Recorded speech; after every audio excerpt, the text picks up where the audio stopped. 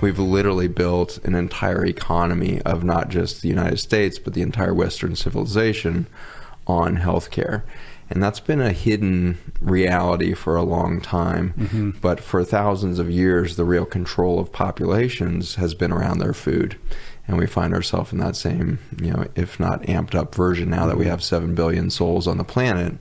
That becomes very, very big business when you start to be able to control food. And we see that the ultimate political control is around the food chain and whether it delivers health or not. I've basically found myself in a massively reductionist state of my understanding of the world around us when I had really spent, 20 years of my life studying medicine, which was the opposite, where every year and minute you study in that environment, they try to convince you it's more and more complicated, that there's 1,000 different diseases, that there's 10,000 different drugs to treat those diseases.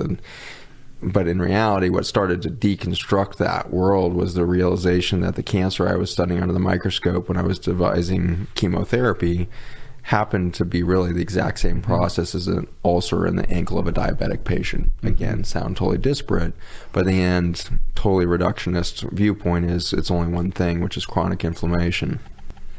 Inflammation is actually a normal biologic response to an injury.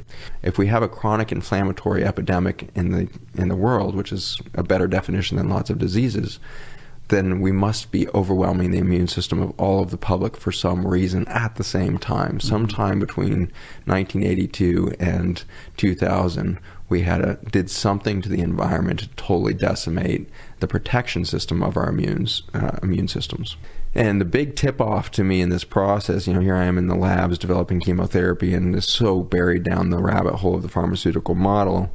But there was a big tip-off starting to happen in the late 1990s and early 2000s that we were seeing diseases in what seemed like completely different organ systems in the population go epidemic simultaneously.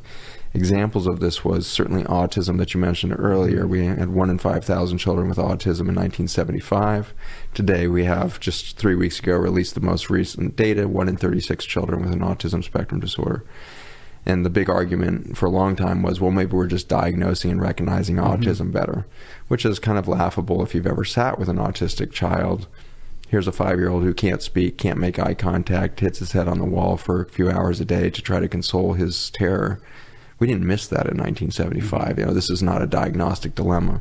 But then to further emphasize that, the fastest acceleration in that growth pattern of this epidemic has happened between 2012 and today, where we're seeing a doubling time every 2 to 3 years in that autism rate. At the current rate, we'll see 1 in 3 children with autism in 2035. And then in 1996, we saw this sudden rise in the Alzheimer's dementia in women. Interestingly, the Alzheimer's rates has not changed in males since that time.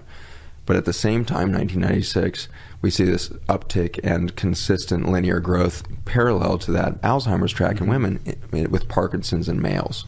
And so we have, species-specific, gender-specific, organ-specific diseases in the brain and peripheral cancers, all of which took off at the same time in the mid-1990s. Autoimmune disease, unbelievable epidemic starting in the late 1990s. And so this was like the cracks that were starting to form in my worldview, that maybe there weren't 1,000 different diseases because they all started going epidemic at once, which really begged the question, is there a root cause of the root cause of the root cause of all disease? In the same way that we've misunderstood the gut and what gut health means, we misunderstood soil for the longest time. And in the early 1900s, really the late 1880s, we started to change the way we farmed. Simple things happened, like we went to steel grinding for wheat instead of stone grinding it, which meant we could get more of the fiber out of it, which means we created a higher gluten and a higher refined carbohydrate load in our flours and in our wheat system and everything else. So that's one example of a shift. But the main thing that happened is we started to disrespect the importance of crop rotation and soil rest, cover cropping, etc. This led to a massive death of the topsoil, which led to the Dust Bowl that ran through the 1920s and 30s. And it's fascinating that here we are only 80 years out from this event where our ancestors, 2 generations, 3 generations, were literally starving to death. we had soup lines that went for days, across the entire Midwest, and houses were literally being buried in dust of dead soil that had died. During the Dust Bowl, we actually, for the first time, started to outsource our food production because these people lost their local gardens and farms. Mm-hmm. So we started to rely on importing food for the first time, and we started to outsource that concept. Then World War II hit, and we did something interesting, which is we had this huge petroleum industry that was revved up bigger than it had ever been in the history, because we had all tanks, jeeps, mechanized warfare for the first time in human history on this scale. We had planes for the first time. I mean, this was like full out, totally different thing that had ever happened in history, and it was a world war, much different than World War I in its scope. And so we see this huge petroleum industry that suddenly grinds to a halt because the war is over. So we have this glut of petroleum, and we suddenly realize we can extract nitrogen, phosphorus, and potassium out of that oil, and we started making chemical-based fertilizers for the first time. So they found a new marketplace for this oil, and it was a great message to the farmers who were still suffering with bad dirt in the Midwest. Is like, you don't need to do crop rotation, you don't need to compost, you don't need to go back to thousands of years of farming tradition. Just spray this chemical on there. Yeah, forget about whatever you might have learned during the Dust Bowl. Yeah, yeah, that was 40 years ago. That's all ancient times. We're modern now. And so these farmers started using it, and it became a revolution for them. And it was actually called the Green Revolution of the 1960s. And so the Green Revolution was actually use of nitrogen, phosphorus, potassium, or NPK fertilizers. And the NPK fertilizer did turn plants green because nitrogen and phosphorus do that. But what was lacking in those plants for the first time in human history was the nutrients and the medicine that should always have been in that food. And so the plants became weak. Just like a human being who lacks nutrients, their immune system goes down. And when a plant's immune system goes down, it becomes prone to viruses, pests, and it can't excrete the stuff from the root system that would keep weeds at bay.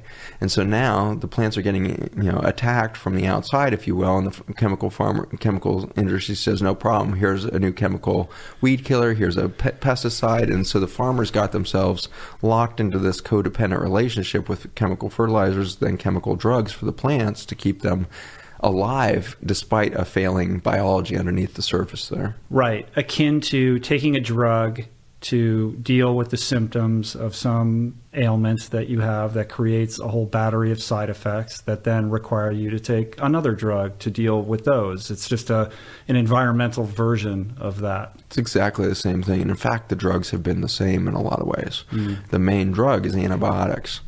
Western medicine really got its first foothold with penicillin, our first antibiotic, and that happened to be in the 1940s with World War II. And so we developed in the same decade the antibiotics that would kill the bacteria in our body with the antibiotics that would kill the soil. And I say antibiotic because these chemicals that we were using as pesticides are largely antibiotic rather than what you would think of maybe a weed killer or something. And the most famous of these, of course, has become Roundup, the most single successful chemical warfare that's ever been sold on the planet. We currently sell and use 4.5 billion pounds of glyphosate, which is the active ingredient in the chemical, to treat the soils of the earth. 4.5 billion pounds of a single chemical annually. That chemical was never patented as a weed killer. It's only been patented as an antibiotic, and then it was repatented as an antiparasite, antifungal. That was the original purpose of it, correct? Well, it's the mechanism. It's the mechanism they recognized. And so the mechanism of glyphosate is to go in and block enzymes in soil bacteria, fungi, and plants.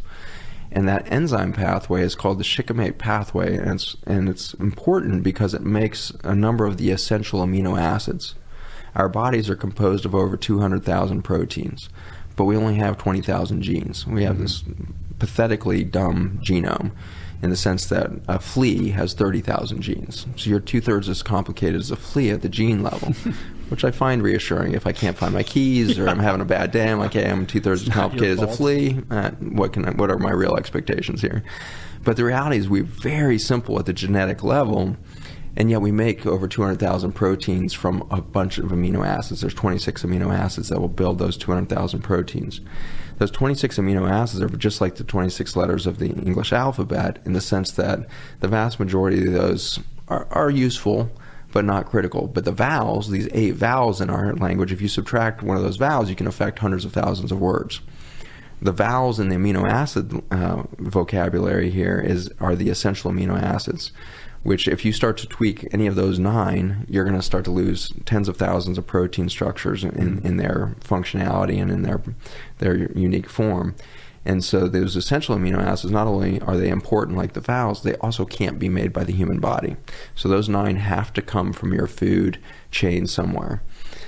And it turns out that they are only made by the bacteria, the fungi, and the plants. You don't have a shikimate pathway in your human cells. And so these essential amino acids are blocked through the shikimate pathway by Roundup. And so imagine treating a food chain with a chemical that blocks the ability of these plants to make the building blocks for a healthy human body. Mm-hmm. Forget about a human, it's a dog, a cat, any mammal, any complex multicellular biology is going to depend on these essential amino acids. And we literally, in the last 15 years, subtracted out the ability to build the body because we changed the 26 letters. And so the current statistics is that less than 0.1% of the Roundup used on the planet actually hits a weed. The other 99.99% gets into the soil and into the water system and washes off. And so we are now seeing the runoff from these farms and in the water table itself. So we have fossil aquifers in the United States here that run from Canada all the way down to, historically, Mexico, that is now dried up. We've turned over 1,000 square miles of Texas into desert over just the last 20 years from sucking water out of the ground. Mm-hmm. That fossil aquifer is now contaminated with Roundup that's filtered down into this ancient freshwater source for us. And then in the same moment, you've got the Mississippi River, which collects over 80% of all of the Roundup in the country. And then it's evaporating the whole time, so it's going into the air that you breathe, and then it goes into the clouds, and then it rains down on us. Recent studies in the air and rainfall in the southern United States is showing 75% of the rain, 75% of the air contaminated with Roundup. So before you even take a bite of food, you're being hit with an antibiotic when you breathe. You're getting hit with an antibiotic when you experience rainfall. And so you may be growing organic crops, but they're getting rained on. And so we have now locked this water-soluble toxin into our environment. Fortunately, to give you a little bit of breather here from the bad news, is that there are bacteria and fungi that can eventually digest the glyphosate. The downside is we need to stop spraying it so that they can return. Mm-hmm. We're decimating those very bacteria and fungi by the presence of Roundup to the point where they're not digesting it. Current estimates is if we stop spraying Roundup tomorrow, it would take about 50 years before our ecosystem saw a drop in the level of Roundup below our toxic levels. If the conspiracy theorist was right, then we'd see 1 in 2 people with cancer, we'd see 1 in 30 kids with autism, we'd see Parkinson's going crazy. They're literally repeating back, if it was toxic, we would see literally what we're seeing, And so the reality is the public health statistics have gotten so grim in the last 8 years that nobody can call this a conspiracy theory anymore. Right, but it's almost like, but where's the smoking gun? The smoking gun is what's been missing. Mm-hmm. That's what we found in 2012. So in 2012, we found it backwards. I don't think anybody's actually smart enough with the human gray matter that we're given to actually create a paradigm shift prospectively, right? So every great, mind that we look to in past, Galileo or, Ben Franklin or anybody, we said, they discovered something, or, Edison. These just came at moments when the evidence got so overwhelming that it became obvious, right? And so in the same way, in 2012, the evidence was getting so overwhelming that we were onto something in the nutrition world. But at the time, I was still thinking cancer therapy, because my background was in chemotherapy development. And so when I found these molecules in soil that looked similar to the chemotherapy I'd been making, a lot of bells started ringing of like, what is that? Where did it come from? How is there medicine in the dirt? Like, where is that coming from?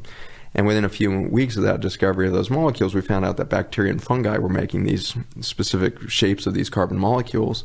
And that really closed the loop for me, because there had been some papers coming out in the mid-2000s in the cancer world that were starting to say that the bacteria in your gut were predicting which cancers you would get. If you're missing these bacteria, you would get prostate cancer. If you had these bacteria, you would get breast cancer. That was so radically bizarre and out there for our current model, even to this day, as to how cancer worked. But now you fast forward 8-10 years, and now there's tens of thousands of articles that are showing that genomically, the bacterial genome is way more important in determining cancer than the human genome.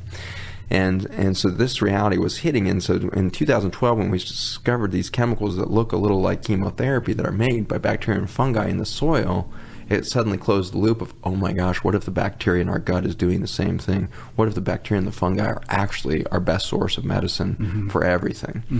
And so that's the direction we were going. But as soon as we put this into petri dishes with cancer cells and beyond, we suddenly realized, no, there's something way deeper happening with this information stream coming out of bacteria and fungi.